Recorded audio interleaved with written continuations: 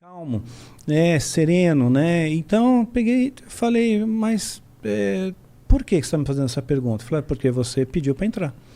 Você pediu para entrar, né? E eu vim aqui para desejar tipo boas-vindas, né? Para você vir.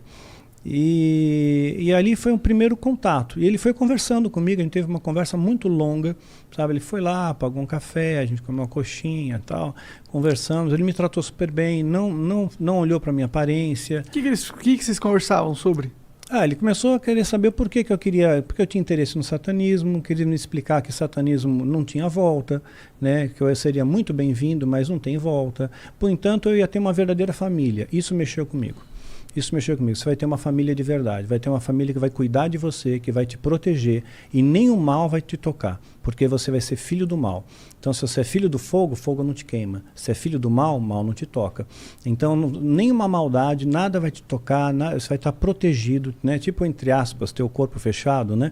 Por isso o nome do teu livro é Filho do Fogo. Isso, Filho do Fogo. Isso? Exato. Entendi. Né? Porque eles usavam muito esse termo, né? Filho do fogo, fogo não queima. Né? Então, você vai poder fazer parte então de uma família, né? E nós queremos muito te receber. E aquele negócio da família, aquilo mexeu comigo. Eu tive, sinceramente, eu tive que segurar o choro, né? Porque a vontade que eu tinha de chorar ali, abraçar aquele cara. Falei, puxa, eu sempre quis ter uma família, eu quis ter um pai, eu quis ter, né, uma família amorosa, um lar, né? A minha casa, para mim, era mais um abrigo do que um lar, né? Na minha percepção, naquele momento histórico que eu vivia, né? Então, eu era mais imaturo, tal, né? Eu não tinha a cabeça muito no lugar. Claro que meus pais se esforçaram para dar o melhor também para mim, né? E ninguém da família se perdeu, né? Então, assim, tenho mais 2 irmãos, todos estão bem ajeitados na vida aí.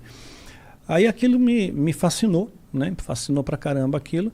E ele pegou, marcou, falou, olha, tal dia eu vou te buscar, né? Em frente, eu morava no bairro da Pompeia, né? E na Avenida Pompeia tem uma igreja, né? Não sei o nome daquela igreja católica, fica na esquina da Avenida Pompeia, com Alfonso Bovero, né? E eu não lembro o nome da igreja agora.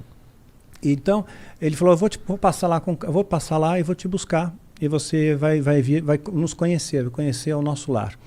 Né? E eu me senti super importante naquele dia, né? E eu peguei, me arrumei pior ainda. Falei, fui mais maltrapilho ainda. Falei, poxa, eu quero ter certeza, né? Que você vai ser aceito ali. Que eu vou ser aceito ali. Esse cara que foi falar contigo aí, esse cara que você falou que ele é conhecido, ele já era conhecido também? Tu reconheceu quando ele foi falar contigo? Não, ele não era tão conhecido naquela época, não. Tá. Ele já tinha um cargo importante, né? Mas não era um cargo de visibilidade. Entendi. Não tinha visibilidade. Tá. Você atribui o sucesso dele a ele pertencer ao culto? Com toda certeza. Entendi. Porque se ajudam muito, eles se ajudam, eles se protegem. É parecido com a maçonaria nesse sentido, né? É pior. Pior? Vamos supor... Eu vou abrir outro parênteses, tá? Tá. Beleza? Então tá bom. Já ouviram falar de algo chamado adrenocromo? Não? Pois é. Eu já ouvi, né? Um lance do lance lá das crianças, não sei o que, Isso. com o medo, isso, paradas assim, isso. né? Nos Estados Unidos, existem pessoas, isso é fato, né, que estão pagando $8 mil por uma bolsa de sangue jovem, porque eles acreditam, né, tá em estudo isso ainda, mas eu já vou falar disso aí. Tem uns ricaços que estão colocando sangue de jovens nas próprias veias, que isso rejuvenesce. Ou retarda o envelhecimento. Rejuvenesce ou retarda o envelhecimento. Né? Então, isso aí já é uma coisa, um estudo já feito. Isso já existe, já é legalizado e já acontece nos Estados Unidos. Só que existe uma outra vertente disso, isso aí é antigão, mais antigo, tá? Esse estudo é recente, mas esse tipo de situação já acontece há muitos anos. O vampiro vem disso? O vampiro não, vem de outra história, vem de Vlad Tepes, né? Que era um conde, que era mal pra caramba. Mal pra cacete, ele era o empalador. O empalador. Pode crer. Então, eles pegavam e faziam o seguinte, o ritual para extrair o adrenocromo, né? Você tem que aterrorizar a vítima, né? De preferência são crianças, né? Na faixa de 7 a 10 anos, mais ou menos. Né? Então aterroriza a vítima, essa é a teoria. Né? Felizmente eu nunca vi um ritual desse.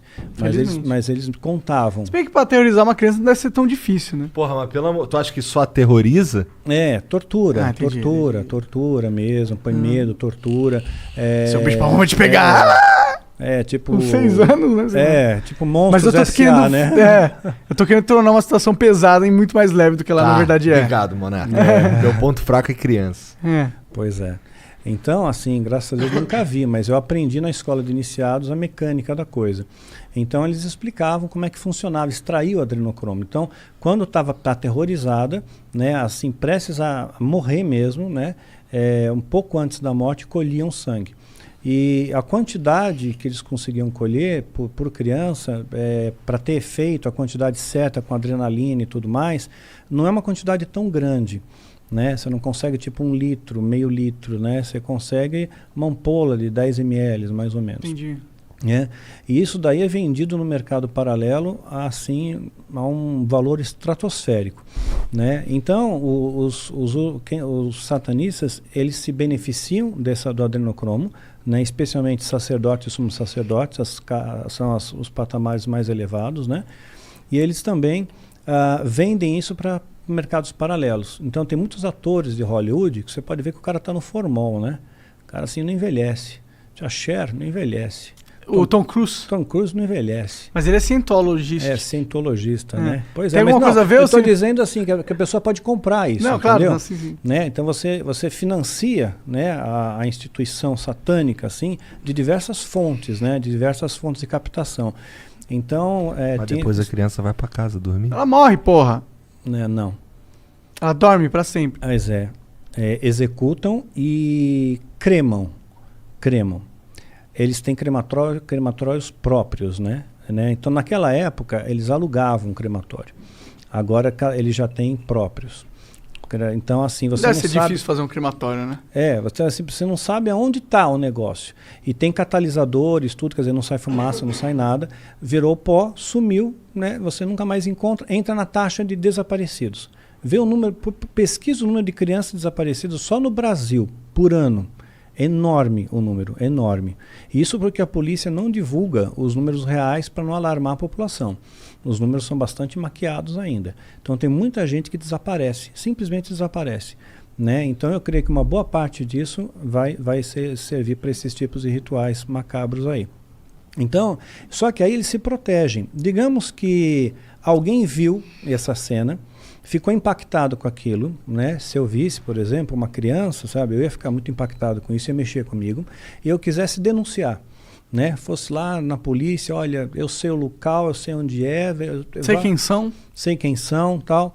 Não adianta, ó, o delegado, né? Tem delegado, tem juiz, tem promotor, tem político, tem pessoas de todas as esferas, sabe? Todas as camadas da sociedade, tem gente ligada ao satanismo.